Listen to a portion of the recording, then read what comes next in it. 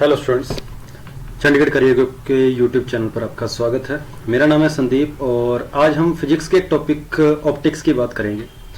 Optics ऐसा chapter है जो कि एनडीए और सीडीएस दोनों एग्जामिनेशन के लिए काफ़ी इंपॉर्टेंस रखता है। एनडीए के अंदर टोटल लगभग आपके पास 25 क्वेश्चन फिजिक्स में से रहते हैं और उन 25 क्वेश्चन में से ऑप्टिक्स के आपके पास लगभग 6-7 क्वेश्चन पेपर में आपको मिल जाया करते हैं एनडीए के पेपर में।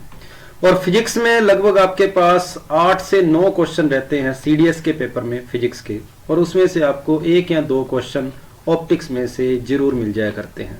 तो ये जो ऑप्टिक्स चैप्टर है एनडीए और सीडीएस दोनों के लिए काफ़ी इम्पोर्टेंट है। तो इसी की अपने शुरुआत करेंगे कि ऑप्टिक्स की पूरी डिटेल अपने डिटेल से पढ़ेंगे पूरी। इसके बाहर मुझे नहीं लगता कि कोई क्वेश्चन आपके पेपर के लिए बनेगा। ट्राई मैंने पूरी की है कि सारा का सारा कंटेंट जो है आपके पास इस वीडियो के अंदर हो, और पूरा ऑप्टिक्स चैप्टर है जो एक वीडियो में कंप्लीट नहीं होगा। इसके लिए आपको 3-4 वीडियो बनेगी, तो आपने 1 बाय 1 करके सभी को गौर से देखना है। और शुरू करते हैं फिर कि ऑप्टिक्स है क्या? स्टडी ऑफ लाइट, लाइट के बारे में स्टडी करना, इसी को अपने बोलेंगे ऑप्टिक्स। ऑप्टिक्स क्या है? Study of light.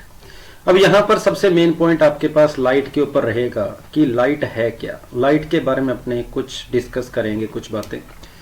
तो लाइट इसने बोला गया है कि लाइट इज रेडिएशन। इस पर चलने से पहले मैं आपको कुछ इसकी हिस्ट्री के बारे में बता दूं कि लाइट के बारे में क्या कुछ बोला गया है, कि लाइट कैसी होती है। तो लाइट के बारे में ये बोला गया है कि लाइट जो होती है उसकी पार्टिकल नेचर होती है, और ये भी बोला गया है कि लाइट की वेव नेचर होती है। लाइट पार्टिकल की फॉर्म में होती है, छोटे छोटे पैकेट होते हैं लाइट, ऐसा भी बोला गया है। और ये भी बोला गया है कि लाइट की वेव फॉर्म होती है। इस तरीके से लाइट जो है वो वेव की तरीके से चलती है। तो इसके लिए टाइम पर कई थ्योरीज आई थी जिस पर ये पता लगा कि लाइट की एक्चुअल नेचर क्या है। तो सबसे पहले इसके अंदर एक थ्योरी आई थी न्यूटन की, कोरेप्सिकुलर थ्योरी आई थी।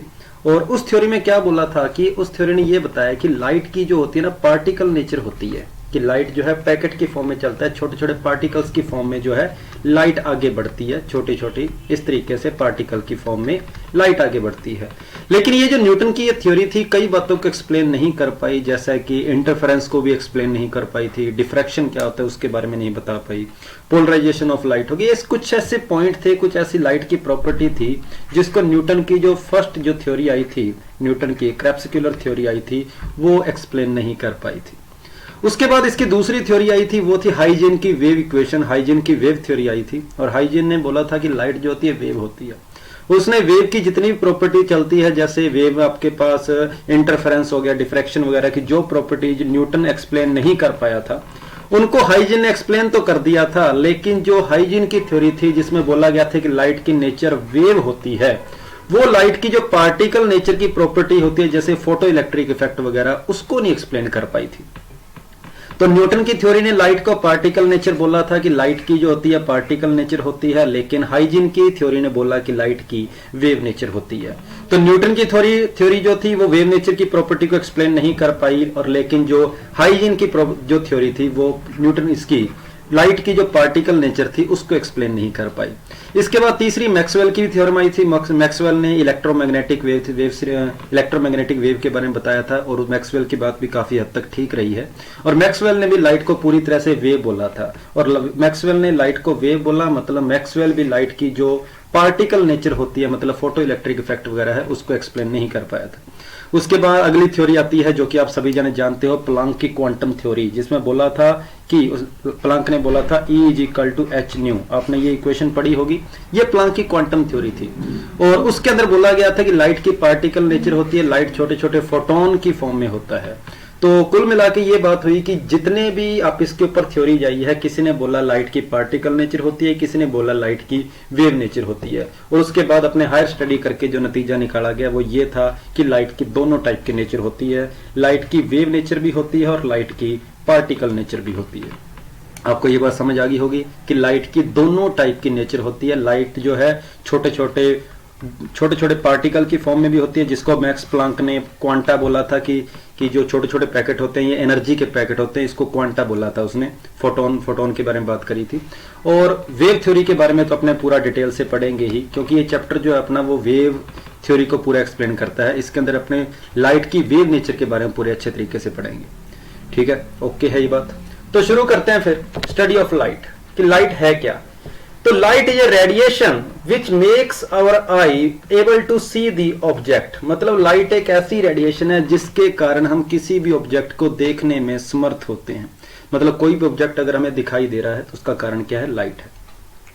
उस ऑब्जेक्ट के ऊपर लाइट आकर पड़ी होगी, फिर वो लाइट वहां पर टकराने के बाद हमारी आंखों में गई होगी और उसके बाद जो है ऑब्जेक्ट हमें दिखाई देता है। तो लाइट एक ऐसी रेडिएशन है जिसके कारण हम किसी भी ऑब्जेक्ट को देख सकते हैं।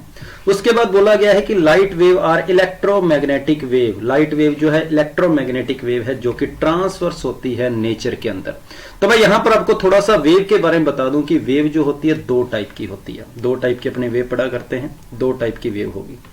पहली वेव आपके पास होगी लॉन्गिट्यूडनल वेव, लॉन्गिट्यूडनल, और दूसरी वेव आपके पास होती है ट्रांसवर्स वेव, ट्रांसवर्स वेव। तो लाइट जो वेव होती है आपके पास, वेव आपके पास दो टाइप की होती है, एक लॉन्गिट्यूडनल वेव होती है और एक ट्रांसवर्स वेव होती है। तो लॉन्गिट्यूडनल वेव वो उस टाइप की वेव है जिसके अंदर पार्टिकल की जो वाइब्रेशन है वो मोशन की डायरेक्शन में होती है। मतलब पार्टिकल इस तरीके से वाइब्रेट करते करते करते करते आगे की ओर बढ़ते हैं। मतलब जिस साइड में आपकी वेव जो है प्रोपेगेट कर रही है, आपके पार्टिकल्स की वाइब्रेशन भी उसी डायरेक्शन में होती है, तो उस वेव को अपने लॉन्गिट्यूडनल वेव बोला जाता है। तो लॉन्गिट्यूडनल वेव का सबसे बढ़िया एग्जांपल आपके पास साउंड वेव होता है कि साउंड वेव जो है वो लॉन्गिट्यूडनल वेव होती है। ट्रांसवर्स वेव कौन सी होती है, ऐसी वेव जिसमें पार्टिकल की वाइब्रेशन जो है मोशन के परपेंडिकुलर हो। मतलब वेव आपकी मूव तो एक्स एक्सिस की ओर जा रही है, वेव जो है प्रोपेगेट जो हो रही है वो एक्स एक्सिस की हो रही है, एक्स एक्सिस की ओर, लेकिन जो पार्टिकल्स हैं वो आपके वर्टिकल डायरेक्शन में इस तरीके से वाइब्रेट करते हैं।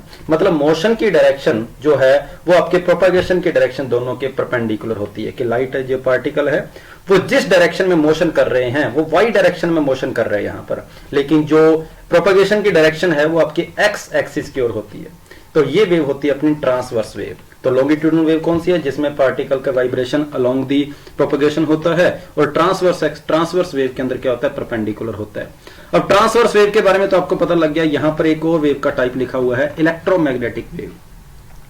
इलेक्ट्रोमैग्नेटिक वेव, सारी की सारी जो इलेक्ट्रोमैग्नेटिक वेव होती है वो आपके पास ट्रांसवर्स वेव ही होती है। तो आपको वो मैं इलेक्ट्रोमैग्नेटिक वेव के बारे में थोड़ा सा बता दूं कि वेव ने प्रोपेगेट तो करना है एक्स एक्सिस की ओर, और यहां पर वाई एक्सिस की ओर मैं यहां पर इलेक्ट्रिक फील्ड बना देता हूं, और जेड एक्सिस की ओर मैं यहां पर मैग्नेटिक फील्ड बना देता हूं। अब इसके वेव के जो पार्टिकल होंगे वो इस तरीके से इलेक्ट्रिक फील्ड की डायरेक्शन में भी वाइब्रेट करेंगे, और साथ साथ अब बोला जाता है कि मैग्नेटिक फील्ड की डायरेक्शन में भी वाइब्रेट करेंगे। कुछ इस तरीके से रहेगा। समझ आ गई होगी बात कि वेव के इसके पार्टिकल जो है इस तरीके से परपेंडिकुलर वाइब्रेट करेंगे एक्स एक्सिस के। मतलब या तो जेड एक्सिस की ओर वाइब्रेट करेंगे या फिर ऊपर की ओर जो है आपके पास वाई एक्सिस की ओर वाइब्रेट करेंगे, लेकिन मोशन की जो डायरेक्शन रहेगी, जो प्रोपेगेशन की जो डायरेक्शन रहेगी, लाइट के आगे बढ़ने की डायरेक्शन जो रहेगी वो एक्स एक्सिस की ओर रहेगी।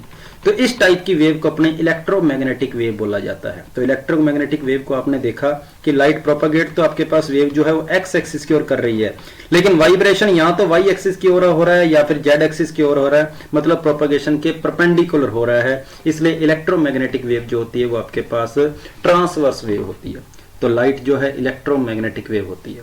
अब इलेक्ट्रोमैग्नेटिक वेव के कई टाइप होते हैं, रेडियो वेव हो गया, यूवी रेज हो गया, उसके बाद एक्सरे हो गया, गामा रेज हो गया, वो सारी की सारी आपके पास इलेक्ट्रोमैग्नेटिक वेव्स होती है, जिसके बारे में अपने डिटेल से वेव चैप्टर के अंदर पढ़ लेंगे। यहां उसकी अपने को ज्यादा जरूरत नहीं है। उसके बाद लाइट के बारे में बोला गया है कि light is the form of energy. बिल्कुल सही बात है, लाइट जो है एनर्जी की फॉर्म में होते हैं। लाइट जो है एनर्जी के कुछ पैकेट होते हैं जिसको फोटोन बोला गया था। तो light is always travel along a straight line which are say rectilinear propagation। ये वर्ड आपके पास सीडीएस के पेपर में आ चुका है कि रेक्टिलीनियर प्रोपागेशन का मतलब से क्या है, इससे रिलेटेड क्वेश्चन। तो रेक्टिलीनियर का मतलब होता है कि लाइट जो हमेशा स्ट्रेट लाइन के अंदर मूव करती है। अगर रास्ते में बीच में कहीं भी ऑब्स्टेकल्स आ जाता है तो लाइट उसके आगे मूव नहीं कर पाती। लाइट हमेशा जो है स्ट्रेट लाइन में बिल्कुल आगे की ओर मूव करती है। ठीक है, समझ आई होगी बात। उसके बाद लाइट की अगर हम स्पीड की बात करें तो लाइट की स्पीड होती है 3 × 10⁸ मीटर पर सेकेंड। लाइट की जो स्पीड होती है वो 3 × 10⁸ मीटर पर सेकेंड होती है। इसको थोड़ा सा अपने डिटेल से देख लें कि 3 × 10⁸ मीटर पर सेकेंड का मतलब क्या है। 3 × 10⁸ मीटर पर सेकेंड, और अगर इसको मैं किलोमीटर में कन्वर्ट करूंगा ना तो ये 3 × 10⁵ किलोमीटर पर सेकेंड आ गया। मतलब ये हो गया 3 लाख किलोमीटर पर सेकेंड। समझ रहे होंगे बात कि लाइट की स्पीड इतनी ज्यादा होती है कि 1 सेकंड के अंदर लाइट 3 लाख किलोमीटर दूर जा सकती है। अब देख समझ रहे होंगे 3 लाख किलोमीटर कितना ज्यादा है। 1 सेकंड के अंदर लाइट की स्पीड जो है, 1 सेकंड के अंदर लाइट जो है 3 लाख किलोमीटर मूव करती है। और लाइट जो है ट्रांसवर्स वेव है, इसके बारे में आपने पढ़ लिया है। और लाइट को सन से अर्थ तक आने में जो टाइम लगता है वो 8 मिनट 19 सेकंड लगते हैं। और 8 मिनट 19 सेकंड का मतलब लगभग आपके पास 500 सेकंड हो गया। सिर्फ 500 सेकंड के अंदर लाइट आप तक पहुंच जाती है सन से। और लाइट की हमने अभी स्पीड पर अभी पढ़ चुके हैं कि लाइट की स्पीड क्या होती है। तो speed is equal to distance upon time हो गया। तो यहां से सन की अगर मैं डिस्टेंस देखना चाहूं तो distance is equal to speed into time. और स्पीड अभी आपने पढ़ी थी 3 लाख किलोमीटर पर आवर, और टाइम अभी आपने पढ़ लिया है 500 सेकंड। इसको मल्टीप्लाई कर दो, अर्थ की सन से लगभग अप्रोक्सीमेट डिस्टेंस आ जाएगी। और उसके बाद लाइट जो है उसको मून से अर्थ तक पहुंचने में लगभग 1.28 सेकंड लगते हैं। मतलब सिर्फ लगभग 1 सेकंड ही कह सकते हैं कि लगभग 1 सेकंड के अंदर लाइट जो है मून से सन तक अर्थ तक आ जाती है। तो आपको पता है मून कितनी दूर है, और इतनी दूर से भी लाइट जो है वो सिर्फ 1 सेकंड के अंदर अर्थ तक आ जाती है। तो लाइट की स्पीड कितनी ज्यादा होगी आप थोड़ा सा इमेजिन कर सकते हैं। उसके बाद आ गया ल्यूमिनस ऑब्जेक्ट। इससे रिलेटेड भी क्वेश्चन पेपर में पूछा जा चुका है। ठीक है, ल्यूमिनस ऑब्जेक्ट कौन से होते हैं? ऐसे ऑब्जेक्ट जो अपनी लाइट खुद प्रोड्यूस करते हैं, ऐसे ऑब्जेक्ट जो खुद लाइट बनाते हैं। अब लाइट बने कैसे, उसके अंदर कुछ ऐसा होगा जैसे कि अगर मैं सन की ही बात कर लूं कि सन अपनी लाइट कैसे प्रोड्यूस करता है। तो सन के अंदर जो आपने रिएक्शन आपने देखी होगी कि हाइड्रोजन के पार्टिकल जो है वो आपस में जुड़कर हीलियम के पार्टिकल में बदलते रहते हैं, जिससे बहुत सारी एनर्जी जो है प्रोड्यूस होती है। और उसी के कारण जो है वहां पर टेम्परेचर बढ़ता है, और टेम्परेचर बढ़ने के कारण जो है हमें दिखाई देता है, उससे लाइट एमिट होती है वहां से। कहता है which gives light, luminous object कौन से होते हैं? ऐसे ऑब्जेक्ट जो लाइट देते हैं, लाइट आपके जो है बनाते हैं जो हायर टेम्परेचर के कारण, वो अपने हायर टेम्परेचर के कारण जो है लाइट बनती है। Which gives light due to high temperature और the objects which emit their own light are called luminous object. मतलब जो ऑब्जेक्ट अपनी लाइट खुद प्रोड्यूस करते हैं, बात यही है कि वो ऑब्जेक्ट आपके पास होंगे ल्यूमिनस ऑब्जेक्ट। एग्जाम्पल के तौर पे यहां पर सन है, स्टार्स है, इलेक्ट्रिक बल्ब है, टॉर्च है, फायर है, फ्लेम ऑफ बर्निंग कैंडल्स। तो कैंडल्स की जो आपके पास फ्लेम रहेगी वो भी ल्यूमिनस ऑब्जेक्ट का एग्जाम्पल है। तो ल्यूमिनस ऑब्जेक्ट वो हो गए जो ऑब्जेक्ट अपनी लाइट खुद प्रोड्यूस करते हैं। उसके बाद आगे नॉन ल्यूमिनस ऑब्जेक्ट, जो खुद के पास तो लाइट प्रोड्यूस नहीं होती लेकिन वो दूसरों की हेल्प से जो है वो जगमगाते हैं, मतलब दूसरों की हेल्प से जो है वो दिखते हैं। जैसे the objects which do not emit their own light are called non luminous object. मतलब जिनके पास खुद की लाइट नहीं होती लेकिन दूसरों की लाइट के कारण वो हमें दिखाई देते हैं। जैसे कि अगर हमें मून की बात कर लें, अब मून जो है यहाँ पर मून है, यहाँ पर अर्थ पर कोई बंदा उसको देख रहा है, तो ऐसा नहीं है कि मून के पास खुद के पास लाइट थी इसलिए वो हमें दिखाई दे रहा है, नहीं, ऐसा नहीं होता। सन की लाइट जो है इस तरीके से आके टकरा के मून पे और हमारी आंखों की ओर आती है, तब हमें मून दिखाई देता है। मतलब ऐसे ऑब्जेक्ट जो किसी दूसरे ऑब्जेक्ट की लाइट के कारण हमें दिखाई देते हैं, वो ऑब्जेक्ट आपके पास क्या होंगे? नॉन ल्यूमिनस ऑब्जेक्ट होंगे। चेयर की बात कर ली, फैन की बात कर ली, बेड की बात कर ली, जो भी है, प्लेनेट हो गया। जो ऑब्जेक्ट यहाँ पर आप जितने भी ऑब्जेक्ट देख सकते हैं वो सारे के सारे लगभग आपके पास क्या होंगे? नॉन ल्यूमिनस ऑब्जेक्ट होंगे, क्योंकि वो सारे के सारे ऑब्जेक्ट किसी दूसरे ऑब्जेक्ट के कारण जो है, जो किसी दूसरे ल्यूमिनस ऑब्जेक्ट के कारण आपको दिखाई दे रहे हैं। तो इन ऑब्जेक्ट्स को लगभग छोड़कर लगभग सभी ऑब्जेक्ट आपके पास नॉन ल्यूमिनस ऑब्जेक्ट रहेंगे। इसके अलावा और भी एग्जांपल हो सकते हैं ल्यूमिनस के। और उसके बाद है कन्वर्ज और डाइवर्ज। कन्वर्जेंस और डाइवर्जेंस के बारे में तो आप जानते होंगे। कन्वर्ज करना मतलब इकट्ठा होना, और डाइवर्ज का मतलब होता है फैलना। डाइवर्ज का मतलब होता है फैलना। कहता है ray of light coming together and meet at a point. जब लाइट रे इस तरीके से आती है अलग अलग डायरेक्शन से, और वो अगर किसी एक ही पॉइंट पर इकट्ठे होने की बात करती है तो वहां अपने कन्वर्जेंस की बात होगी। और अगर वो इस तरीके से फैलने की बात करेगी, तो लाइट अगर इस तरीके से फैल रही होगी तो हम बोलेंगे कि लाइट जो है वो डाइवर्ज हो रही होगी। तो यहां पर इन दोनों के बारे में तो आपको नाम से क्लियर है कन्वर्जेंस और डाइवर्जेंस क्या है। तो उसके बाद भाई यहाँ पर टेलीग्राम चैनल दिया हुआ है अपना, अगर कोई बंदा टेलीग्राम चैनल ज्वाइन करना चाहे मैथ्स और फिजिक्स से रिलेटेड कोई भी डाउट वगैरह के लिए, तो इस चैनल को ज्वाइन कर लेना, CCG संदीप 39, इसके हर एक पेज पर ही आपको शायद लिखा हुआ मिल जाएगा। आगे चलते हैं अपने। अब ये आ गया पूरे चैप्टर का आपके पास नतीजा कि लाइट की क्या क्या प्रॉपर्टी है। अगर आप इन सातों प्रॉपर्टी के बारे में अच्छे तरीके से जानते हैं तो समझ लो लाइट चैप्टर के अंदर कुछ भी छुपा हुआ नहीं है, आपको लाइट की एक एक डिटेल से सारी बातें पता है। कुछ ऐसी प्रॉपर्टी है जो यहाँ पर अपने 10th क्लास तक पढ़ते आते हैं, कुछ ऐसी प्रॉपर्टी जो है जो हम +1 और +2 में पढ़ते हैं। तो नाम आप देख सकते हैं, reflection of light, refraction of light, dispersion of light, scattering of light, interference of light, diffraction और पोलराइजेशन। तो लाइट की प्रॉपर्टी कौन कौन सी है, सातों नाम यहाँ पर लिखे हुए हैं। लाइट की टोटल 7 प्रॉपर्टी होती है। तो यहाँ पर अगर मैं हिंदी में अंदर भी इसको लिख देता हूँ कि रिफ्लेक्शन को हिंदी के अंदर हम पढ़ते हैं परावर्तन बोला जाता है, प्रकाश का परावर्तन। उसके बाद रिफ्रैक्शन को हिंदी में बोला जाता है अपवर्तन, प्रकाश का अपवर्तन बोला जाता है, अपवर्तन हो गया। डिस्पर्जन होता है लाइट का अलग अलग कलर में बंट जाना, और इसको हिंदी में विक्षेपण बोलते थे। हाँ, प्रकाश का विक्षेपण बोला जाता है। उसके बाद स्कैटरिंग का मतलब प्रकीर्णन, स्कैटरिंग को अपने बोलेंगे हिंदी के अंदर प्रकीर्णन बोला जाएगा, प्रकाश का प्रकीर्णन हो गया। उसके बाद डिफ्रैक्शन, इंटरफेरेंस का मतलब व्यतिकरण होता है, इंटरफ्रैक्शन का मतलब होता है व्यतिकरण। और उसके बाद डिफ्रैक्शन का मतलब होता है विवर्तन। और पोलराइजेशन, पोल मतलब ध्रुव, तो यहां से ध्रुवीकरण हो जाएगा, प्रकाश का ध्रुवन हो जाएगा, प्रकाश का ध्रुवन। तो ये कुछ नाम है हिंदी के अंदर, मैंने इनको लिख दिया है अगर कोई बंदा हिंदी मीडियम से देख रहा है तो। Reflection, refraction, dispersion, scattering, interference, diffraction, polarisation, परावर्तन, अपवर्तन, विक्षेपण, प्रकीर्णन, व्यतिकरण, विवर्तन और ध्रुवन, ये लाइट की कुछ प्रॉपर्टी होती है। अपने 1 बाय 1 करके इन पूरे सभी को डिटेल से पढ़ेंगे। ये 4 प्रॉपर्टी आपके एग्जाम्स के लिए, एनडी और सीडीएस के लिए काफी इंपॉर्टेंट है। ये शुरू वाली 4, लास्ट वाली 3 जो प्रॉपर्टी है इसके बारे में अपने ज्यादा डिटेल से नहीं पढ़ेंगे, एक बस छोटा सा ओवरव्यू लेंगे, क्योंकि पेपर के अंदर इसके ऊपर एक बेसिक से इक्का दुक्का क्वेश्चन कभी आया हुआ है। लेकिन ये शुरू वाली जो 4 प्रॉपर्टीज है इसके ऊपर आपने कोई चीज नहीं छोड़नी, रिफ्लेक्शन, रिफ्रैक्शन, डिस्पर्जन और स्कैटरिंग के अंदर। तो शुरू किया जाए फिर फर्स्ट प्रॉपर्टी के साथ, लॉज ऑफ रिफ्लेक्शन। परावर्तन का नियम क्या है, परावर्तन की बात करेंगे, रिफ्लेक्शन की बात करेंगे। परावर्तन क्या बोलता है?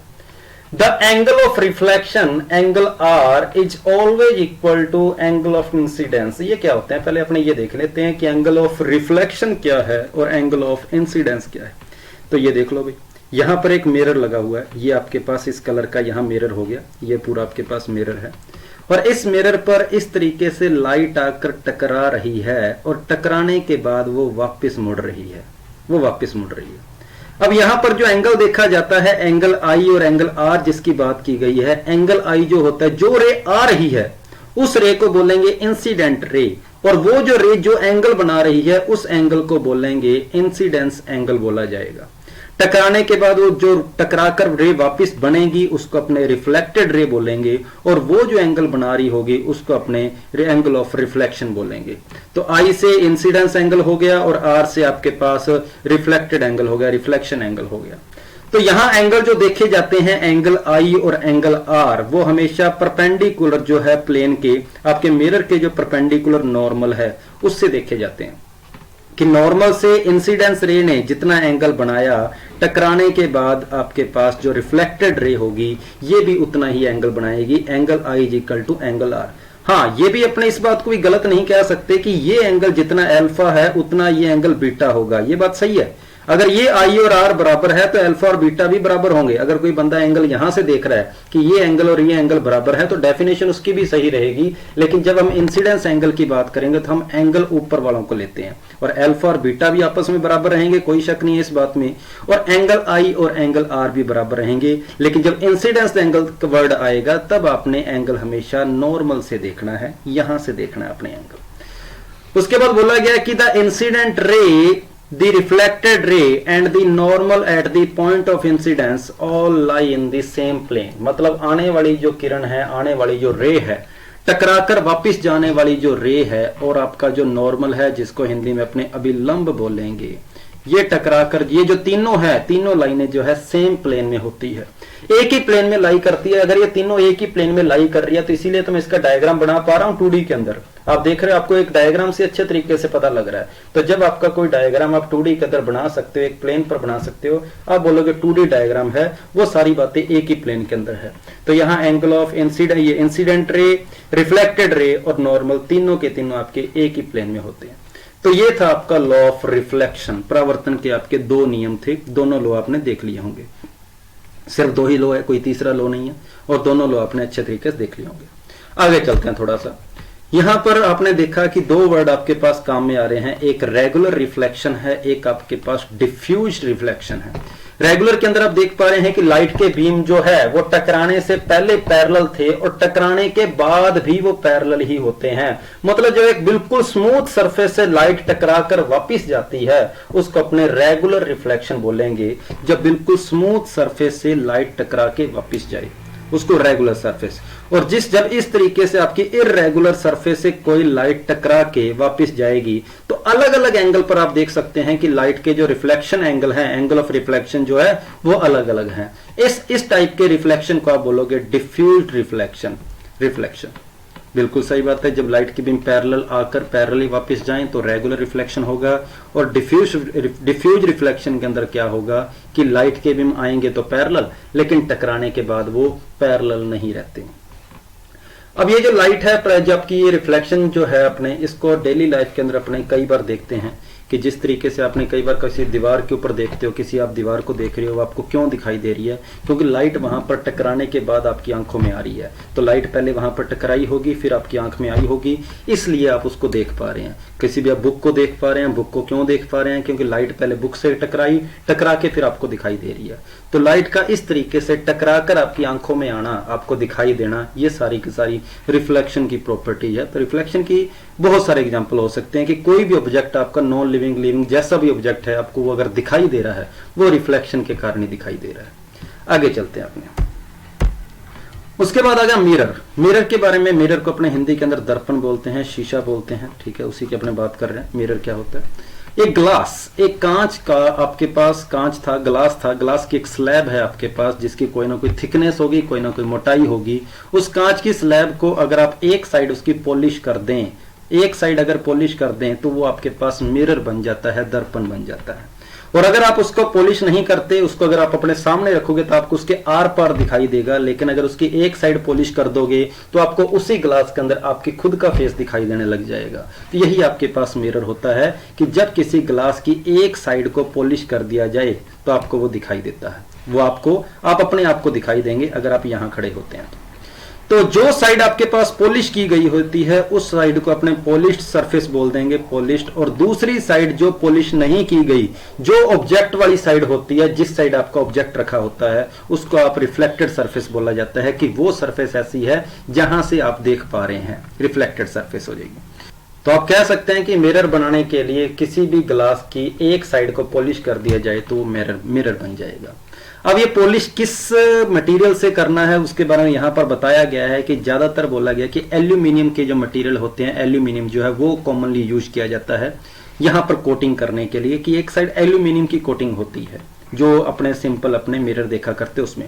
और अगर आपने बहुत ज्यादा ग्रेड का अच्छा आपका मिरर तैयार करना है, जो कि साइंटिफिक मिरर की बात की गई है, जिसके लिए ये ऑलमोस्ट वर्ड पूरी तरीके से खत्म हो जाए, मतलब ये हो जाए कि जितनी लाइट गई 100 की 100% लाइट जो है वापिस आए, अगर ऐसी बात करेंगे तब उसके लिए जो मिरर काम में आता है उसके बारे में बताया गया है कि साइंटिफिक ग्रेड मिरर वो होते हैं जिसके अंदर मटेरियल सिलिकॉन ऑक्साइड और सिलिकॉन नाइट्राइड की कोटिंग की होती है। और कोटिंग भी इतनी बारीक होती है कि उसकी जो थिकनेस है वो 10,000 ऑफ एन इंच, 1 इंच लगभग 2.5 सेंटीमीटर के आसपास होता है।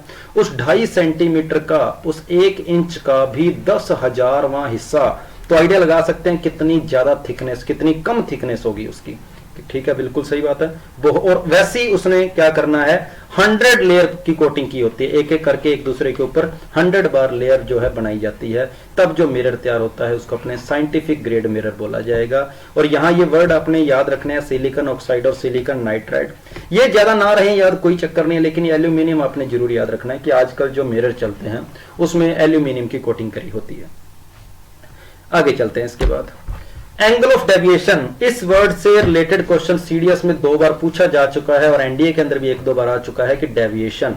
तो बहुत बंदे ज्यादातर जो है इसको गलत कर जाते हैं। जैसे मैं आपको सिंपल सा क्वेश्चन दूं कि टकराने से पहले अगर कोई लाइट 40 डिग्री एंगल पर आकर टकराई है तो टकराने के बाद जब वो वापस जाएगी तो उसने बोला एंगल ऑफ डेविएशन बताओ क्या होगा। तो बंदा जो है रिफ्लेक्शन वाले जो 2 लॉ थे उसी को दिमाग में रखता है कि जिस एंगल पर लाइट आई उसी एंगल पर लाइट चली गई, और वो आंसर इसका 40 डिग्री या 80 डिग्री देने लग जाता है, जो कि पूरे तरीके से गलत है। एंगल ऑफ डेविएशन का मतलब क्या है कि जिस डायरेक्शन में लाइट आपकी मूव कर रही थी ना, जिस डायरेक्शन में लाइट आपकी जा रही थी, उस लाइट को कितना मुड़ना पड़ गया अपनी डायरेक्शन से। वो लाइट जाना तो बिल्कुल सीधा चाहती थी, बिल्कुल सीधा जाना चाहती थी, लेकिन उस लाइट को इतना मुड़ना पड़ गया अपने पाथ से। तो ये जो इतना एंगल है उसको एंगल ऑफ डेविएशन बोला जाएगा। ये वाला मतलब अगर कोई लाइट जो है नॉर्मल से, जिसका इंसिडेंस एंगल थीटा है, जैसा थीटा यहां पर 40 डिग्री बोला गया था कि अगर 40 डिग्री एंगल पर कोई लाइट आ रही है नॉर्मल से तो उसका एंगल ऑफ डेविएशन बताओ क्या होगा।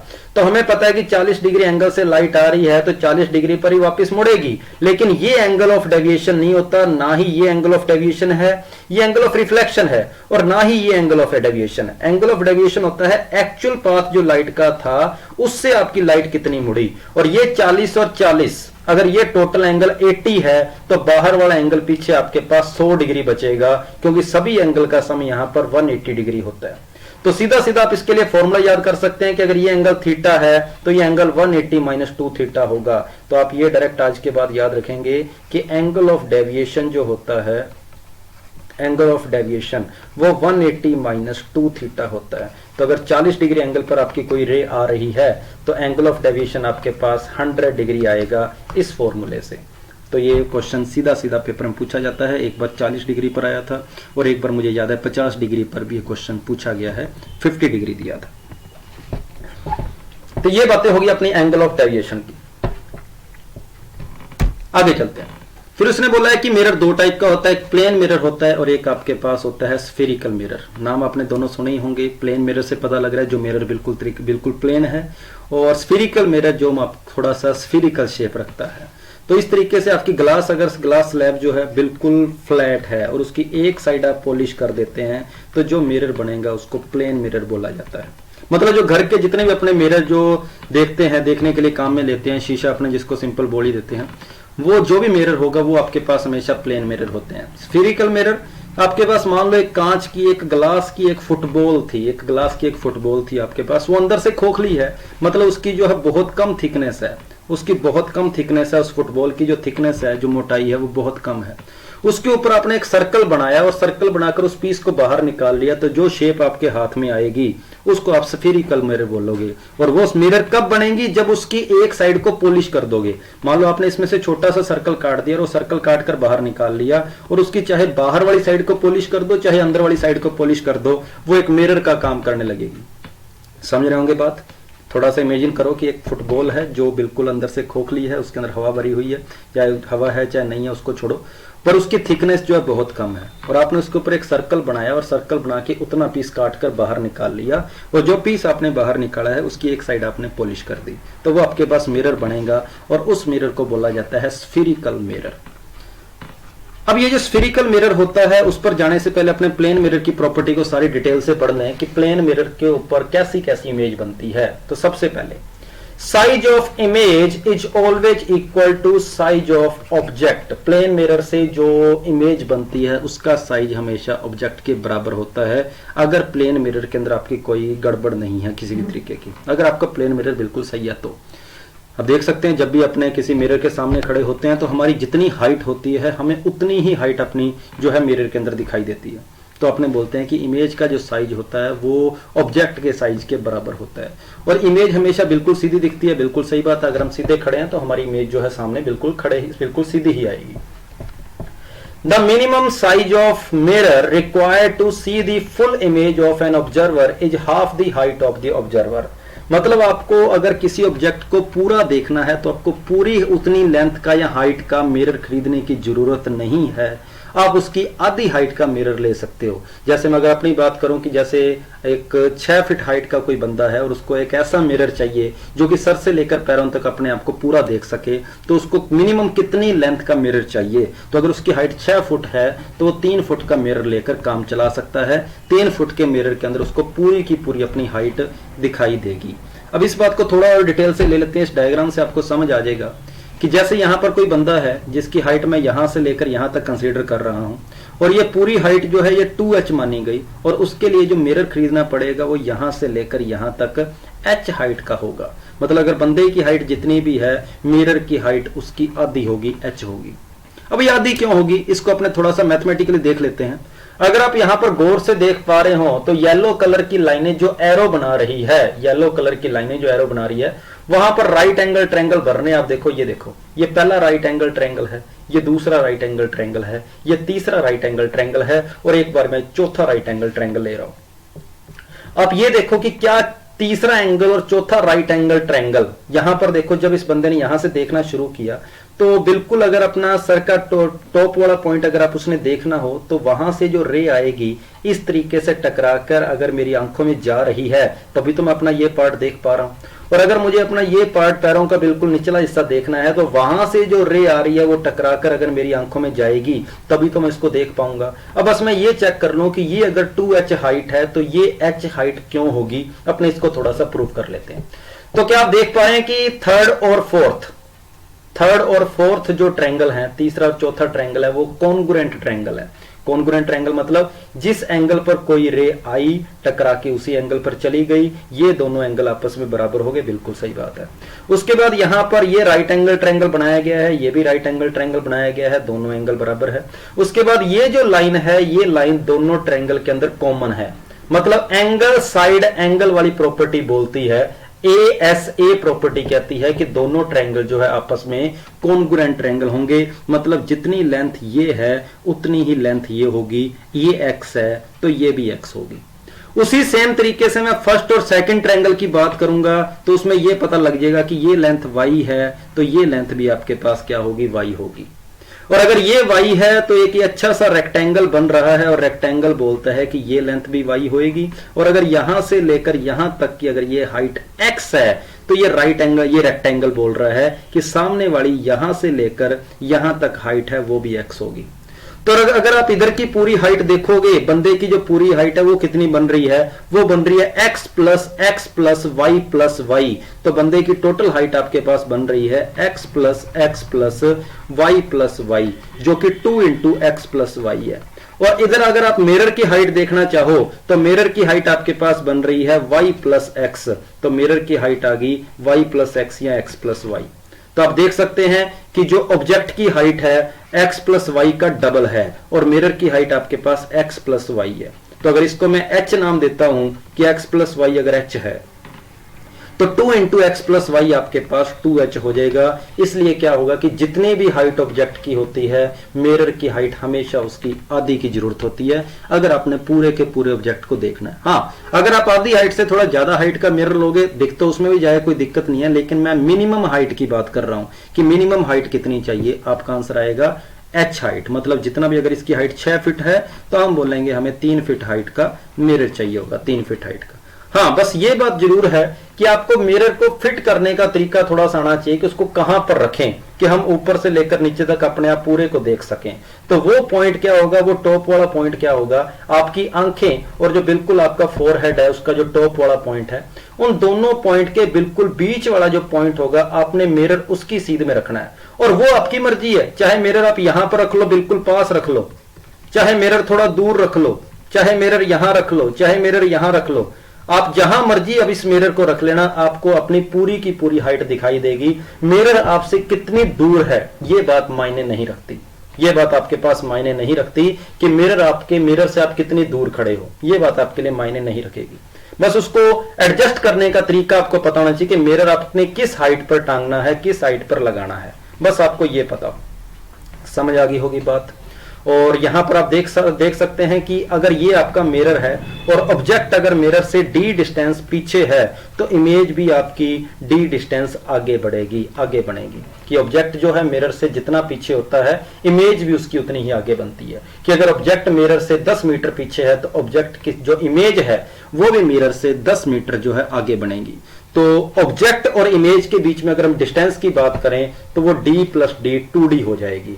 मतलब आप कह सकते हो कि अगर ऑब्जेक्ट आपका 2 मीटर अगर मिरर की ओर खिसकता है ना तो इमेज भी आपकी 2 मीटर जो मिरर की ओर आ जाएगी, तो टोटल उनके बीच की डिस्टेंस जो है वो 4 मीटर कम हो जाएगी। 2 मीटर ऑब्जेक्ट आगे चलेगा तो 2 मीटर जो है वो इमेज भी आगे चलेगी, तो उन दोनों के बीच की डिस्टेंस पहले से 4 मीटर कम हो जाएगी। इससे रिलेटेड क्वेश्चन एनडीए के पेपर में पूछा गया है बिल्कुल।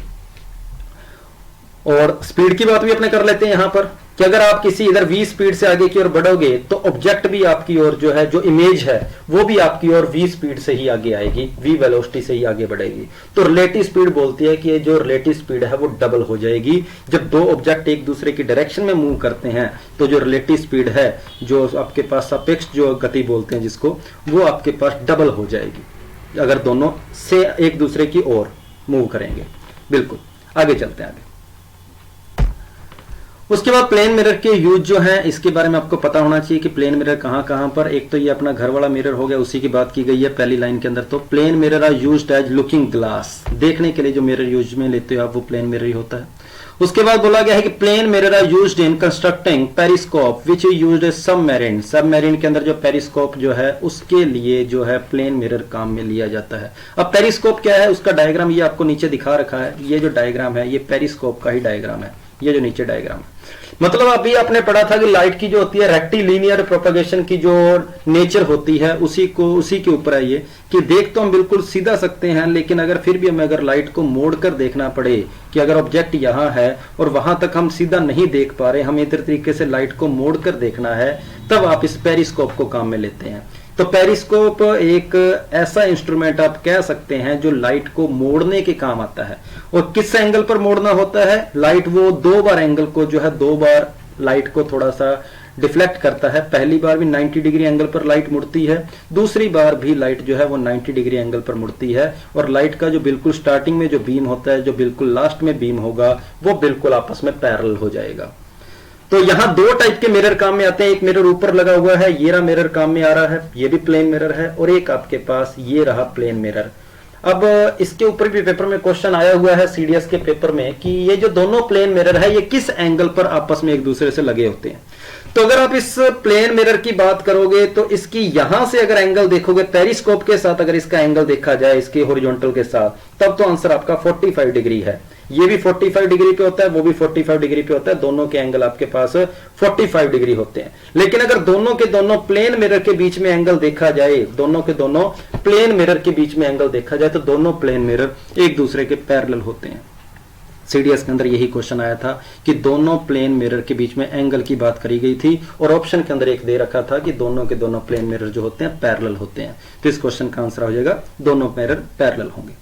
उसके बाद एक कलाइडोस्कोप क्या होता है, ये भी आपके पास एक डायग्राम, यहाँ पर दोनों के दोनों डायग्राम कलाइडोस्कोप के ही हैं। कलाइडोस्कोप अगर दूर से देखें कैसा होता है तो इस टाइप का खिलौना होता है ये बच्चों को खेलने के लिए, और ये प्लास्टिक का कवर है। और कलाइडोस्कोप एक टॉर्च टाइप का होता है, ये टॉर्च टाइप की शेप का होता है, प्लास्टिक का कवर है। और अगर आप इधर जो यहाँ पर ग्लास लगा हुआ है, इधर अगर आप आंख लगाकर अगर आप देखोगे और दूसरी साइड अगर लाइट मारी जाए दूसरी साइड से हल्की सी लाइट अगर एंटर करेगी तो आपको काफी सारे रंग बिरंगे जो हैं कलर आपको वहां पर दिखाई देंगे इस तरीके से। तो ये जो होता है ये कलाइडोस्कोप बोला जाता है इसको। अलग अलग कलर, इसके अंदर क्या काफी सारे प्लेन मिरर काम में लिए जाते हैं, काफी सारे प्लेन मिरर इसके अंदर लगे होते हैं। लेकिन उन प्लेन मिरर्स को अलग अलग एंगल पर इस तरीके से सेट किया जाता है कि कुछ आपको इस तरीके से आपको शेप दिखाई देती है सब कुछ।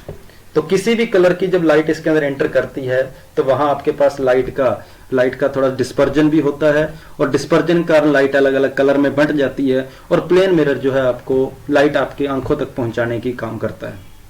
तो क्वेश्चन यही है कलाइडोस्कोप के अंदर किस तरीके के मिरर लगे होते हैं। तो आप बोलोगे कि कलाइडोस्कोप के अंदर प्लेन मिरर लगा होता है। कितने लगे होते हैं उसकी कोई गिनती नहीं है, कितने भी हो सकते हैं। चलो आगे चलते हैं थोड़ा सा। उसके बाद बात आ गई स्फेरिकल मिरर की। स्फेरिकल मिरर होते क्या है वो मैं आपको बता चुका हूं कि जिस तरह मैंने फुटबॉल की बात करी थी, फुटबॉल का एग्जांपल लिया था कि उसका एक पीस काट कर आपने बाहर निकाल लिया और जो बाहर निकाला गया पीस है वो आपके पास स्फेरिकल मिरर का काम करेगा। और वो जो पीस आपने बाहर निकाल रखा है उसकी अगर आप आउटर साइड पॉलिश कर दोगे, आउटर साइड अगर आप उसकी पॉलिश कर दोगे तो उसको बोलेंगे कनकेव मिरर बोला जाता है। और उसकी अगर अंदर वाली साइड को अगर आप पॉलिश कर दोगे तो उसको आप कॉन्वेक्स मिरर बोला जाता है। बाहर वाली साइड पॉलिश करी तो कनकेव मिरर और अंदर वाली साइड अगर पॉलिश करी तो कन्वेक्स मिरर। तो ये आपके पास स्फेरिकल मिरर के दोनों टाइप हो गए, कनकेव और कन्वेक्स। तो यहां पर एक थोड़ा सा कंफ्यूजन भी चलता होता है कई बार स्टूडेंट्स के मन में कि बाहर वाली साइड को आपने इस तरीके से पॉलिश करके इसको कनकेव बोल दिया, बिल्कुल ठीक बात है। तो इसी शेप वाले मिरर को अगर आप अंदर की साइड से पॉलिश करेंगे तो इसको कन्वेक्स बोल दो। इसको कन्वेक्स क्यों नहीं बोल सकते? तो कन्वेक्स ही बोला जाता है इसको, लेकिन इस लेफ्ट वाली साइड को हम कभी पॉलिश क्यों नहीं करते? क्योंकि जब कभी भी हम लाइट बीम जो है एक्सपेरिमेंट वगैरह करेंगे, जो भी आगे अपने रे डायग्राम बनाएंगे, हम हमेशा लाइट को पॉजिटिव एक्स एक्सिस की ओर लेके जाते हैं। लाइट हमेशा लेफ्ट टू राइट जो है आपके पास आया करेगी। और जब light left to right side आएगी तो अगर वो पॉलिश साइज पर पॉलिश्ड जो सरफेस है उस पर आके टकरा जाएगी तो उसके बाद तो लाइट का कोई वजूद ही नहीं बचेगा, लाइट आपके पास नहीं बचेगी। इसलिए जो भी आपके पास कभी भी अगर आप कन्वेक्स मिरर बनाओगे तो साइड जरूर अंदर वाली ही पॉलिश करनी है, लेकिन उस साइड उस टाइम भी अपने क्या है लेफ्ट वाली साइड को पॉलिश नहीं करेंगे, बिल्कुल साफ रखेंगे ताकि लाइट इधर आके उस पर टकरा सके। यहां पर भी लाइट आपकी लेफ्ट टू राइट आके टकराएगी कनकेव मिरर के अंदर भी, और कन्वेक्स मिरर के अंदर भी लाइट आपकी लेफ्ट से राइट आकर टकराएगी। इधर भी आप देख सकते हैं लाइट बीम इस तरीके से आएंगे, आके टकराएंगे लेफ्ट टू राइट, और यहां पर भी लाइट जो है लेफ्ट से राइट की ओर आके टकराएगी। इसलिए हम राइट साइड को ही हमेशा पॉलिश किया करते हैं। और राइट साइड में अगर पॉलिश बाहर की साइड है तो कनकेव मिरर है, और अगर पॉलिश अंदर की साइड है तो कन्वेक्स मिरर है। तो ये आपके पास स्फेरिकल मिरर के दो टाइप हो गए। स्फेरिकल मिरर किस किस टाइप के होते हैं? यहां पर कनकेव मिरर और कन्वेक्स मिरर के बारे में वही बातें जो करी गई है जो मैं भी आपको बता चुका हूं। बस एक वर्ड आपके पास नया आया है जिसके बारे में अपने पहले थोड़ा सा पढ़ भी चुके हैं, कन्वर्जिंग। और कन्वेक्स को यहां कन्वर्जिंग वर्ड गलत लिखा है, इसको डाइवर्जिंग लिखेंगे हम, थोड़ी सी यहां पर गड़बड़ है, यहां पर डाइवर्जिंग आएगा। कनकेव मिरर जो होता है वो लाइट को कन्वर्ज करता है, मतलब लाइट को एक जगह पर इकट्ठी करता है टकराने के बाद, लेकिन कन्वेक्स मिरर जो है वो टकराने के बाद लाइट को फैला देता है। जैसे यहां पर अगर मैं डायग्राम बना के दिखाऊं, या डायग्राम आगे बना ही होगा, हाँ एक सेकंड, ये देखो इस डायग्राम को आप देख पा रहे हैं, ये कनकेव मिरर है, इसकी बाहर वाली साइड पॉलिश की हुई है और लाइट बीम जो है वो टकराने के बाद एक ही जगह पर इकट्ठे होने की कोशिश कर रहे हैं, एक ही जगह पर आ रहे हैं। तो इसलिए कनकेव मिरर को कन्वर्जिंग मिरर बोला गया है कि लाइट जो एक ही जगह पर इकट्ठी होती है, कन्वर्जिंग मिरर हो गया। उसके बाद इसको डाइवर्जिंग इसलिए बोला गया है कि लाइट बीम यहां पर जब आकर टकराएंगे तो टकराने के बाद इस तरीके से कोई इधर की ओर मुड़ गया, कोई इधर की ओर मुड़ गया, कोई इधर की ओर मुड़ गया, इस तरीके से वो फैल जाएगी लाइट। और जब लाइट फैल जाएगी, डाइवर्ज हो जाएगी, तो उस मिरर को अपने डाइवर्जिंग मिरर बोला जाएगा। तो कनकेव मिरर आपके पास कन्वर्जिंग होंगे और कॉन्वेक्स मिरर आपके पास डाइवर्जिंग होंगे। तो ये तो ठीक है। इससे पहले हम थोड़ा सा प्लेन मिरर की बात कर रहे थे। क्या प्लेन मिरर की सारी प्रॉपर्टी हमने पढ़ ली थी? मुझे लग रहा है कुछ रह ना गया हो। हाँ, ये सारी बातें मैं आपको बता चुका था कि प्लेन मिरर, हाँ ये देखो कि अगर किसी प्लेन मिरर को अगर हम थीटा एंगल रोटेट कर देना तो रिफ्लेक्टेड रे जो है वो डबल रोटेट हो जाएगी। अगर प्लेन मिरर को आप थोड़ा सा रोटेट करोगे तो जो डाइवर्जिंग रे है वो डबल एंगल जो है वो रोटेट हो जाएगी। इस बात को आप यहां पर देख सकते हैं पेरिस्कोप के अंदर कि प्लेन मिरर को तो आपने 45 डिग्री एंगल पर जो था मोड़ा, 45 डिग्री एंगल पर रखा, लेकिन जो रे थी वो 90 डिग्री पर मुड़ गई। मतलब अगर आप प्लेन मिरर को थीटा एंगल रोटेट करोगे ना तो आपकी जो लाइट बीम है वो डबल एंगल जो है मुड़ जाएगा। अगर यहां 45 डिग्री है तो 90 डिग्री एंगल मुड़ जाएगा। उसके बाद अगली प्रॉपर्टी हमारे पास यहां पर प्लेन मिरर की क्या थी कि the object is displaced by distance x towards और अवे। ये बात अपने कर चुके हैं कि अगर अपने जितना आगे की ओर ऑब्जेक्ट में बढ़ते हैं, इमेज भी अपने पास उतनी ही आगे आएगी, तो टोटल डिस्टेंस डबल कवर होगी। ये बात अपने डायग्राम में कर चुके थे। वर्चुअल इमेज बनती है, इस वर्ड के बारे में याद रखेंगे कि यहां पर जो भी आपके पास इमेज बनेगी वर्चुअल मतलब आभासी बनेगी, आभासी प्रतिबिंब, कि जो भी आपका प्रतिबिंब बनेगा वो आभासी बनेगा, वो रियल नहीं होगा, वास्तविक नहीं होगा। उसके बाद radius of curvature and focal length of plane mirror is infinite. इसके बारे में अपने थोड़ी सी बात कर लेते हैं कि यहां पर स्फेरिकल मिरर आप देख पा रहे हैं कि ये स्फेरिकल मिरर थे। इस स्फेरिकल मिरर के अंदर आपने देखा कितना बड़ा ये स्फीयर बन रहा है और ये स्फीयर का सेंटर है, और सेंटर से जो इसकी डिस्टेंस होती है, रेडियस होती है इसकी, इसी को अपने रेडियस ऑफ कर्वेचर बोला जाता है। अब आप देखिए कि अगर इस फुटबॉल को, ये जो कर्व सरफेस है, इसको धीरे धीरे अगर आप मोड़कर सीधा करने की कोशिश करेंगे तो ये स्फीयर का साइज बड़ा होता जाएगा। स्फीयर का साइज बड़ा होता जाएगा मतलब सेंटर ऑफ कर्वेचर जो है वो दूर चला जाएगा, थोड़ा थोड़ा दूर चलता जाएगा और रेडियस ऑफ कर्वेचर लगातार बढ़ती जाएगी। और अगर एक टाइम ऐसा आएगा जब इस पूरे आप स्फीरिकल मिरर को पकड़कर बिल्कुल सीधा कर दोगे तो सेंटर ऑफ कर्वेचर जो है वो आपका इनफाइनाइट पर चला जाएगा। और जब इनफाइनाइट पे चला जाएगा तो वो जिस स्फीयर का कटा हुआ पार्ट मानेंगे उसकी रेडियस भी हम इनफाइनाइट ही बोलेंगे। तो सेंटर ऑफ कर्वेचर वर्ड आपको पता लग गया होगा कि आपने किसी भी स्फीयर को, किसी भी स्फीरिकल आपका जो मिरर है उसको जिस आपने स्फीयर से काट कर लेकर आए हो उस स्फीयर का जो सेंटर होता है उसको सेंटर ऑफ कर्वेचर बोला जाता है। और उसकी जो रेडियस होती है, उस स्फीयर की जो रेडियस थी उसको सेंटर ऑफ, इसको आपको रेडियस ऑफ कर्वेचर बोला जाएगा। तो प्लेन मिरर की रेडियस ऑफ कर्वेचर इनफाइनाइट होती है क्योंकि उस प्लेन मिरर के अंदर, प्लेन मिरर को अगर हम धक्के से स्फीरिकल मिरर बनाने की कोशिश करेंगे तो हम बोलेंगे उसका सेंटर इनफाइनाइट पे आता है। वो मिरर अपने से, वो सेंटर जो है इनफाइनाइट पे रहेगा। तो यहां अपने दोबारा स्फीरिकल मिरर के ऊपर आते हैं जिसके बारे में अपने पढ़ रहे थे कि दो टाइप के आपके पास मिरर होते हैं, एक कनकेव मिरर है और एक आपके पास कन्वेक्स मिरर है। कनकेव मिरर जिसमें टकराने के बाद लाइट बीम जो है एक ही जगह पर इकट्ठे होते हैं और कन्वेक्स मिरर जो है जिसमें लाइट के बीम जो है टकराने के बाद फैल जाते हैं। तो कनकेव मिरर को कन्वर्जिंग बोला गया है और कन्वेक्स मिरर को डाइवर्जिंग बोला गया है। थोड़ा सा आगे चलते हैं। ये आपके पास स्फीरिकल मिरर के अंदर आपकी कुछ टर्म्स रहेगी जो कि स्फीरिकल मिरर में आपको पता होनी चाहिए। इसके बारे में अपने पढ़ चुके हैं। सेंटर ऑफ कर्वेचर क्या होता है मैंने आपको बता दिया है कि जिस स्फीयर का अपने कटा हुआ पार्ट मिरर को मानते हैं, अगर किसी स्फीरिकल मिरर को जिस स्फीयर का कटा हुआ पार्ट माना गया था उसका जो सेंटर होता है उसको सेंटर ऑफ कर्वेचर बोला जाता है। और उस सेंटर का, उस स्फीयर की जो रेडियस होगी उसको रेडियस ऑफ कर्वेचर बोला जाएगा। ये दोनों पॉइंट मैं क्लियर कर चुका हूं कि रेडियस ऑफ कर्वेचर क्या है और सेंटर ऑफ कर्वेचर क्या है। तो यहां पर ये जो स्फीयर का ये सेंटर ऑफ कर्वेचर हो गया और ये आपके पास यहां से लेकर यहां तक की पूरी रेडियस ऑफ कर्वेचर हो जाएगी कैपिटल आर।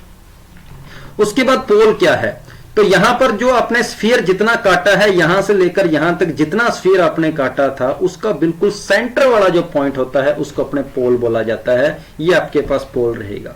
ये पोल ऐसी जगह है जहां पर कोई भी लाइट बीम आकर टकराएगा ना तो टकराने के बाद अपनी ही डायरेक्शन में वो वापस मुड़ जाएगा, किसी भी एंगल पर वो बेंड नहीं होगा। तो पोल पर जब भी लाइट आकर टकराएगी पूरी की पूरी 180 डिग्री पर जो है वापस मुड़ जाएगी, चाहे मिरर आपका कनकेव मिरर हो चाहे मिरर आपका कन्वेक्स मिरर हो। उसके बाद पोल की बात होगी या सेंटर ऑफ कर्वेचर की बात होगी या प्रिंसिपल एक्सिस की बात होगी। अब बात कर लेते हैं फोकस। ये जो फोकस क्या है, ये जो अभी आपने पोल बताया था और जो आपने स्फीयर का सेंटर बताया था उसके बिल्कुल बीचों बीच में जो पॉइंट होता है उसको फोकस बोला जाता है। मतलब अगर आप फोकस देखो कि फोकस होगा कहां तो आप बोलोगे कि जो सेंटर ऑफ कर्वेचर की जो पोल से डिस्टेंस है ना उससे आधी डिस्टेंस पर, मतलब पूरे स्फीयर की रेडियस अगर r है ना तो r/2 रेडियस पर जो पॉइंट होगा उसको अपने बोलेंगे फोकस होगा। और ये वो पॉइंट है जहां लाइट बीम अगर इस तरीके से मिरर पर टकराएंगे या तो क्या होंगे वो पोल से, इससे फोकस से क्रॉस करते हुए वापस जाएंगे। ये फिलहाल में लेंस का डायग्राम बन रहा है, लेकिन अगर हम मिरर के अंदर ही रहें तो लाइट बीम इस तरीके से टकराकर वापस मुड़ेंगे तो हमें ऐसा प्रतीत होगा कि वो लाइट के बीम जो थे ना वो फोकस से आ रही थी, हमें ऐसा महसूस होगा। ऐसा यहां पर लिखा होगा, the ray of light parallel and close to the principal axis of mirror after reflection either passes through point. हाँ, इसको अपने इस डायग्राम से इससे देख सकते हैं कि लाइट के बीम आपस में अगर पैरेलल जो है एक्सिस के क्लोज आ रहे होते हैं तो टकराने के बाद जिस भी पॉइंट से पास कर रहे होते हैं उनको अपने बोला जाता है, उसको अपने बोलेंगे फोकस बोलेंगे। कि लाइट के बीम जो एक्सिस के पास वो टकराने के बाद जिस पॉइंट से पास करेंगे उसको बोलेंगे फोकस बोलेंगे। यहां पर कनकेव मिरर लिया गया है इसलिए आपको ये पास करते हुए दिखाई दे रहे हैं, लेकिन पीछे यहां पर जो डायग्राम बना हुआ है ये कन्वेक्स मिरर का बना हुआ है, ये कन्वेक्स का बना हुआ है। इसमें लाइट इस तरीके से आएगी, आके टकरा के इधर तरीके से डाइवर्ज हो जाएगी। तो ये डाइवर्जेंस वाला जो ये बीम है ये जिधर से इधर से आता हुआ हमें लगता है थोड़ा सा कि इस साइड से आ रहा है, उस पॉइंट को बोला जाता है फोकस। आगे चलते हैं। उसमें बोला गया कि कनकेव मिरर के अंदर जहां पर वो पास करते हैं और कन्वेक्स मिरर के अंदर जहां पर आते हुए महसूस होते हैं। ऐसा ही मैंने आप यहाँ पर आपको बताया है कि आते हुए, यहाँ पर ये कन्वेक्स मिरर का डायग्राम है, कन्वेक्स मिरर का। तो हमें ये लगता है कि जो डाइवर्ट होके वापस जा रहे हैं इस तरीके से, ये जो बीम जा रहे हैं, वो हमें लगता है कि जिस पॉइंट से आ रहे होते हैं उसको अपने बोलते हैं फोकस। यहाँ पर जो है कन्वेक्स मिरर के अंदर appear to be coming from a point on the principal axis. ठीक है, उसके बाद फोकल लेंथ की अपनी बात कर लेते हैं। फोकल लेंथ क्या है? फोकल लेंथ आपको पता ही है, पोल से फोकस के बीच की डिस्टेंस। मतलब फोकल लेंथ अगर फोकल लेंथ को स्मॉल एफ से लिखा जाता है तो रेडियस ऑफ कर्वेचर का जो हाफ होती है ना, उसको फोकल लेंथ बोला जाता है। तो आर इज इक्वल टू आपके पास 2f, ये बिल्कुल छोटा सा ये नकली सा रिलेशन है। ये एनडीए 2021 के पेपर में आया हुआ है। एनडीए 2021 का जो अप्रैल वाला पेपर था उसमें एक क्वेश्चन पूछा गया था कि आर और एफ के बीच में क्या रिलेशन होता है। तो फोकस की जो पोल से डिस्टेंस होती है उसको फोकल लेंथ बोला जाता है, और सेंटर ऑफ कर्वेचर की जो पोल से डिस्टेंस होती है उसको अपने रेडियस ऑफ कर्वेचर बोला जाता है। तो फोकल लेंथ को अगर आप स्मॉल एफ लेते हो तो रेडियस ऑफ कर्वेचर को आपको 2f लेना पड़ेगा। इसीलिए फोकस को कैपिटल एफ पॉइंट से अगर आप दिखा रहे हो ना, तो कई बार सेंटर ऑफ कर्वेचर को सी पॉइंट दिखाने के बजाय 2f पॉइंट दिखाया जाता है, क्योंकि f सारी बातें f की जो है वो फोकस तक रह जाती है, और f से अगर हम डबल डिस्टेंस जाएंगे पोल पर तो हम जो है सेंटर ऑफ कर्वेचर तक पहुंच जाएंगे। तो फोकल लेंथ जो होती है वो रेडियस की हाफ होती है। तो यहां पर बिल्कुल लास्ट क्या लिखा है? एक convex mirror form image by diverging the ray of light after reflection. ये जो कन्वेक्स मिरर से जो जो डायग्राम बनते हैं वो अपने आगे पढ़ी लेंगे एक एक करके। तो यहां जितनी भी टर्म्स बनती है वो सारी की सारी आपको पता लगी होगी किस टाइप की है। आगे चलते हैं अपने। अब image formation of concave mirror. Concave mirror से इमेज कैसे कैसे बनती है इसके बारे में आपको पता होना चाहिए। कहता है जब ऑब्जेक्ट इनफाइनाइट से जब ऑब्जेक्ट आपका इनफाइनाइट पे हो और आपकी जो इंसिडेंस रे है वो इस तरीके से अगर आपके पैरेलल आ रही है एक्सिस के, तो टकराने के बाद एक पॉइंट से पास करेगी, वो पॉइंट आपके पास फोकस होगा।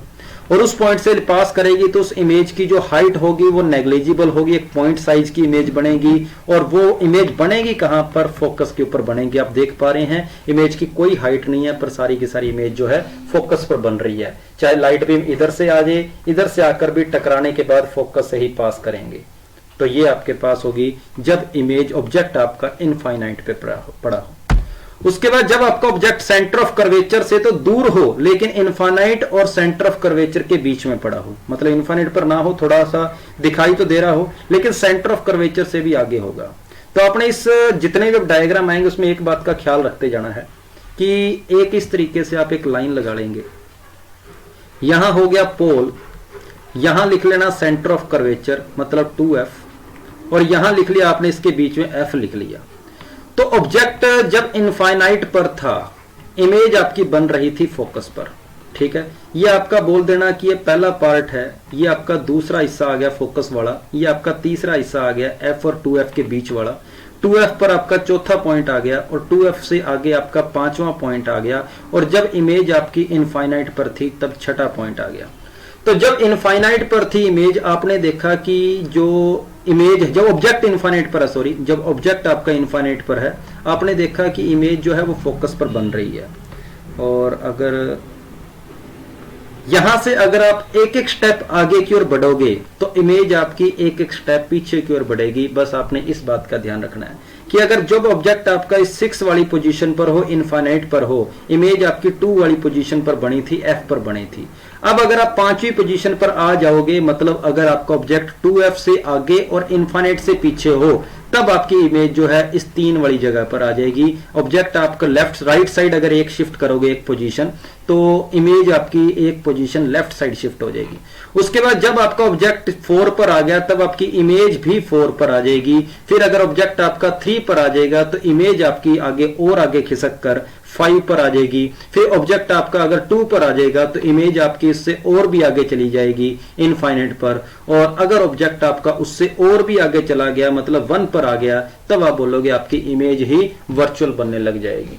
तो इस डायग्राम से आपको सारी की सारी बातें क्लियर हो पा रही होगी जो हम आगे करने वाले हैं, और उन्हीं को अपने डिटेल से एक एक करके देखते हैं कि जब ऑब्जेक्ट आपका इनफाइनाइट पर था, 6th पोजीशन पर था, तो इमेज आपकी 2nd पोजीशन पर बन रही है, फोकस पर बन रही है। अगला केस क्या बोलता है कि जब ऑब्जेक्ट आपका इनफाइनाइट और सी के बीच में हो, मतलब ऑब्जेक्ट जो है मेरा इस 5वीं पोजीशन पर हो, तो मेरी इमेज जो है वो तीसरी पोजीशन पर बनेगी, मतलब f और 2f के बीच में बनेगी। यहां पर f है आपके पास और 2f है, दोनों है। इमेज आपकी इस f और 2f के बीच में बन रही है जब ऑब्जेक्ट आपका सेंटर ऑफ कर्वेचर से आगे और इनफाइनाइट से पहले हो।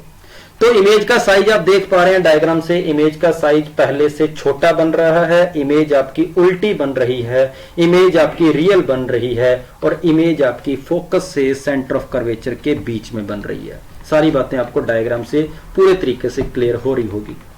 उसके बाद अगर ऑब्जेक्ट आपका 2f पर हो, और 2f को भी हमने थोड़ा सा पहले पढ़ा था, यहां पर आपने देखा था कि अगर ऑब्जेक्ट आपका इस 4th पोजीशन पर पहुंच गया, पहले जब 6 पर था इमेज आपकी 2nd पर बन रही थी, जब ऑब्जेक्ट आपका 5th पोजीशन पर आ गया इमेज आपकी तीसरे पे आ गई, और जब ऑब्जेक्ट आपका थोड़ा सा और आगे बढ़कर 4थी पोजीशन पर आ गया तो इमेज आपकी एक पीछे आकर ये भी 4थी पोजीशन पर होगी, और इसी 4थी पोजीशन को हमने 2f नाम दिया है कि जब ऑब्जेक्ट आपका 2f पर हो इमेज भी आपकी 2f पर ही बनेगी। इमेज आपकी उल्टी बन रही है, इमेज का साइज आपका सेम लग रहा है, इमेज आपकी रियल बन रही है। सारी की सारी बातें आपको इस डायग्राम के अंदर क्लियर हो रही होगी कि इमेज का साइज इक्वल दिखाई दे रहा है, इमेज आपकी उल्टी दिखाई दे रही है इमेज का आपको, और रियल इमेज है, और इमेज एट कहां पर बन रही है, सेंटर ऑफ कर्वेचर पर, या फिर 2f बोल सकते हो कि 2f पर ही आपकी इमेज बन रही है। उसके बाद जब ऑब्जेक्ट थोड़ा सा और आगे खिसक गया, मतलब सेंटर ऑफ कर्वेचर से भी आगे आ गया, मतलब f और 2f के बीच में आ गया, जब ऑब्जेक्ट आपका f और 2f के बीच में आ गया तो इमेज आपकी 2f से भी एक स्टेप आगे चली गई, और इमेज पहले से थोड़ी बड़ी बन रही है, उल्टी बन रही है, रियल बन रही है, c और इनफाइनाइट के बीच बन रही है। यह भी आप डायग्राम से आपको पता लग रहा होगा। अब इमेज बनाने के लिए, इमेज बनाने का तरीका क्या क्या होता है, तो हमें क्या करना है कि जो भी ऑब्जेक्ट, जैसे इसी को ही अपने देख लेते हैं इसके अंदर कि मैंने यहां पर इस डायग्राम को अच्छे तरीके से अगर बनाना हो तो कैसे बनाया जाएगा। ये आपका ऑब्जेक्ट यहां पर पड़ा है, और इमेज बनाने के लिए अपने 2 लाइनों को आपस में कटवाना है कि 2 लाइनें जहां पर कट जाएगी ना, मैंने वहां इमेज बनानी है। तो पहली लाइन यहां से बिल्कुल पैरेलल खींची, जो कि यहां आकर टकराई, टकराने के बाद जो है फोकस से होती हुई पास करती इधर चलेगी। दूसरी अगर इस तरीके से फोकस से पास करेगी तो टकराने के बाद वो एक्स एक्सिस के पैरेलल हो जाएगी। और अगर आप यहां पर एक तीसरी लाइन और बनाना चाहो तो तीसरी लाइन ऐसे बना सकते थे कि यहां पर जो पोल है, अगर यहां से कोई लाइन सीधी इस तरीके से पोल पर टकराएगी ना, तो टकराने के बाद वो जिस एंगल पर टकरा रही होती है उसी एंगल पर वापस जाएगी, तो उसका जो इंटरसेक्शन पॉइंट है वो भी वहां पर ही बनेगा। तो ये मैंने एक रेड कलर की एक तीसरी लाइन और बना रही है।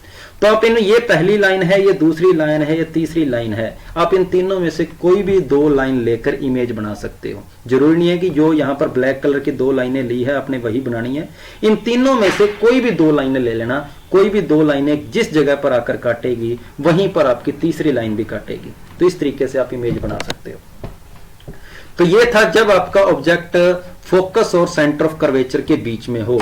अगला केस है जब आपका ऑब्जेक्ट ही फोकस पर हो। ऑब्जेक्ट आपका फोकस पर है तो इमेज आपकी कहां बनेगी, इनफाइनाइट पे बन रही है, और जब ऑब्जेक्ट आपका इनफाइनाइट पर था तब इमेज आपकी फोकस पर ही बन रही थी। ठीक है, इमेज बहुत ज्यादा बड़ी होगी, एनलार्ज होगी, उल्टी होगी, रियल होगी, और कहां पर बन रही है, इनफाइनाइट पर। आपको डायग्राम से पता लग रहा है यहाँ पर।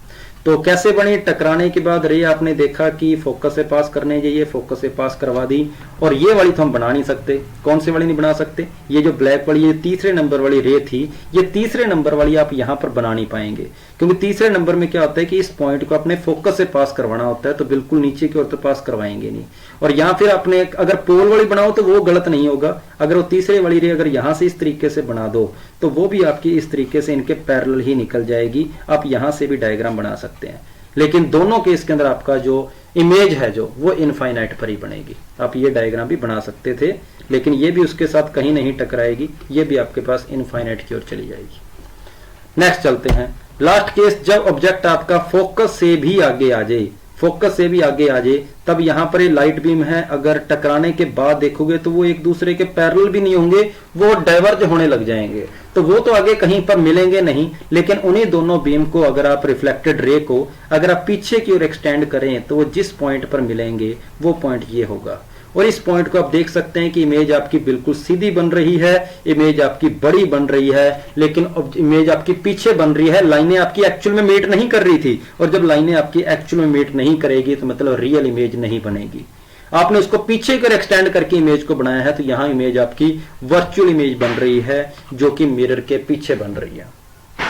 तो कनकेव मिरर के अंदर सिर्फ और सिर्फ एक ही केस ऐसा है कि जब ऑब्जेक्ट आपका फोकस और पोल के बीच में पड़ा हो, तभी आपकी इमेज वर्चुअल और इरेक्ट बनेगी। उसके अलावा हमने जितनी भी इमेज बनाई है, सारी की सारी इमेज आपकी उल्टी बनी थी और सारी की सारी इमेज आपकी रियल बनी थी। और इस सभी को अगर आप एक टेबल के अंदर देखना चाहो तो यहाँ आपके पास एक समरी की एक टेबल है कनकेव मिरर की।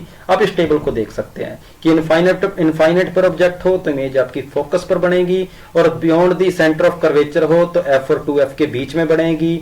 2F पर है तो इमेज भी 2F पर बनेगी। अगर सेंटर ऑफ कर्वेचर और F के बीच में है तो आपकी इमेज F से पीछे 2F से भी पीछे बनेगी। और अगर आपका फोकस यहाँ पर F पर फोकस पर है, अगर आपका ऑब्जेक्ट, तो इमेज आपकी इनफाइनाइट पर बनेगी। इन पांचों केस को हम पहले पीछे पढ़ चुके हैं। और सिक्स्थ केस एक और था जिसमें इमेज आपकी क्या बनती थी, वर्चुअल इमेज बनती थी। इन सभी केस के अंदर इमेज आपकी रियल बनी है, लेकिन जो हमने छठा केस अभी किया है वहां इमेज अपनी क्या थी, वर्चुअल इमेज थी। तो आज हमने यहां तक जो पढ़ा है ये कनकेव मिरर की सारी इमेज फॉर्मेशन हो चुकी है। लाइट की बेसिक प्रॉपर्टी के बारे में पढ़ा है, चैप्टर को हमने शुरू भी कर दिया है। तो वीडियो आपको ठीक लगी होगी, पेपर में काफ़ी काम आएंगे ये सारे कंसेप्ट, और मुझे उम्मीद है कि इससे बाहर पेपर में कुछ नहीं आएगा। अगर आपको ये वीडियो पसंद आई तो इसको लाइक करें, और जल्दी ही इसका सेकंड पार्ट भी आने वाला है, कल से पहले इसका सेकंड पार्ट भी आ जाएगा। थैंक यू सभी को, जय हिंद।